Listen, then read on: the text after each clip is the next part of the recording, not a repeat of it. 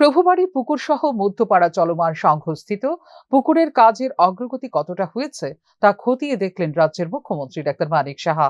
সোমবার মুখ্যমন্ত্রীর এই পরিদর্শনের সময় তাঁর সঙ্গে ছিলেন মেয়র দীপক মজুমদার, কর্পোরেটর রত্না দত্ত সহ অন্যান্যরা। দুটো কাজের গতিতে আরো জোরদার প্রয়াস যাতে চালানো হয় সে বিষয়ে আধিকারিকদের নির্দেশ দিলেন মুখ্যমন্ত্রী।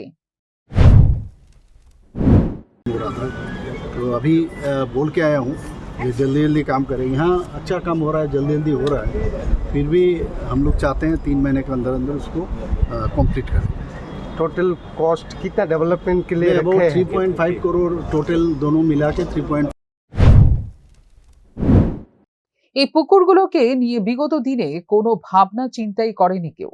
তবে বর্তমান জনবান্ধব সরকার, তাই জনগণের স্বাচ্ছন্দ্যের কথা চিন্তা করেই পুরনো এই পুকুরগুলোকে নতুন ভাবে সাজিয়ে তোলার কাজ চালিয়েছে বর্তমান সরকার। ফিউরো রিপোর্ট, নিউজ নাও।